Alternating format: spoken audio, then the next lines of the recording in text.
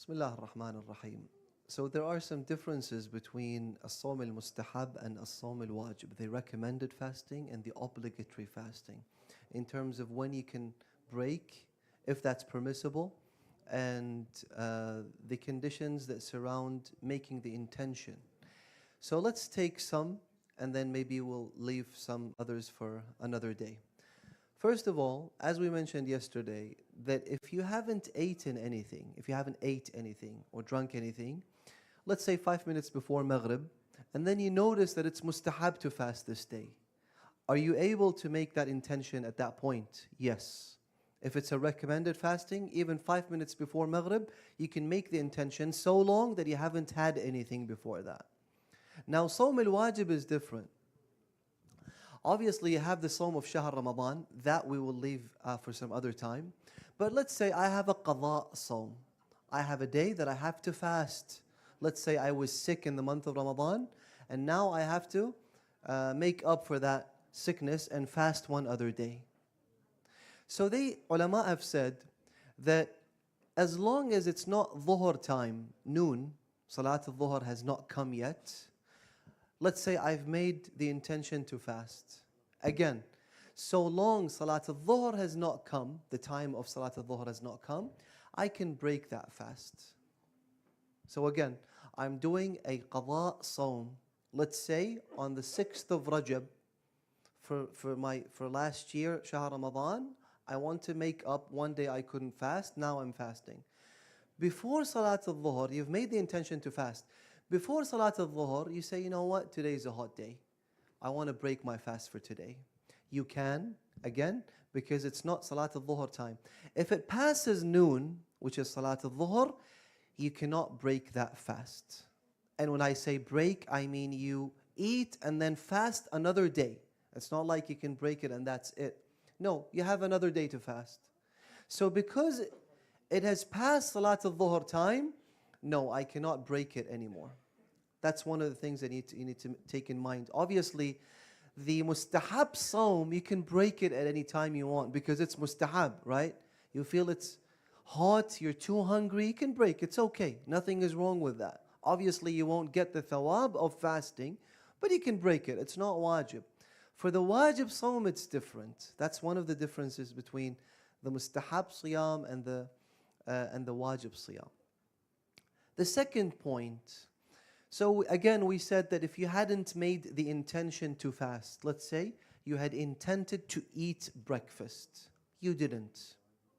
You can fast, you can make that intention from that point and then just continue not eating until Maghrib and you will get the thawab of siyam.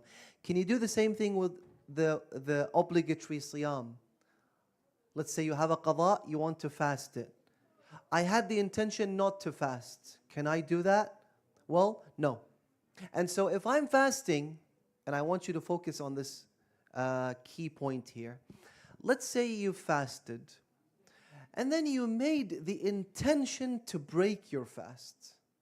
You haven't had anything, but you just made the decision, the intention, I want to break my fast. Well, for the obligatory siyam, you're not allowed to do that.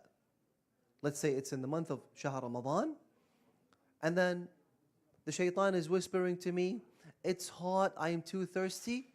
And so what do? You intend to break the fast. You haven't had anything. Again, it's just a decision. That itself is haram. You're not allowed to make the intention to break the fast. What if I made that intention?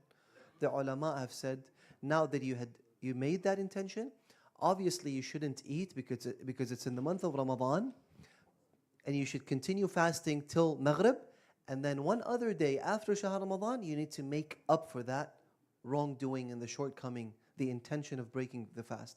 Because the very intention negates siyam. The very decision of breaking my siyam breaks the siyam. That doesn't mean that you're allowed to eat now. Again, you need to stay away from siyam, but you have to make up for it in another day. Naam, tafadhal. Okay, so let's say someone, Sayyid now mentioned an interesting point. let's say, again, the shaitan is whispering to me, it's in the middle of Shahr Ramadan, go break your fast, go drink something. It's too hot, you're too thirsty. I decided to break my fast. As I'm walking towards the water, let's say, I say, you know what? Astaghfirullah. Astaghfirullah. I go back to my fasting. What happens here? Sayyid Sistani says, ihtiyat wujubi. It's an obligatory precaution that obviously that day you shouldn't eat, but that you have to make up again one other day and refast that day. So if you made the intention and that intention stayed with you, that negates the siyam. You need to stay fasting and then fast another day after Shahr Ramadan. But if you made the intention, but then you went back to your siyam, Sayyid Sistani says, in this case, it's an ihtiyat wujubi. Again, it's a precaution that you have to make up for it one other day. So given all of that, there is no difference between niyatul qata' wa niyatul qata', in the sense that you say, I want to break the fast, or I want to drink a glass of water. These two intentions, they don't matter. There is no difference in them. As in, they both negate the صيام. نسأل الله أن يوفقنا لما يحب ويرضى ببركة الصلاة على محمد وآل محمد.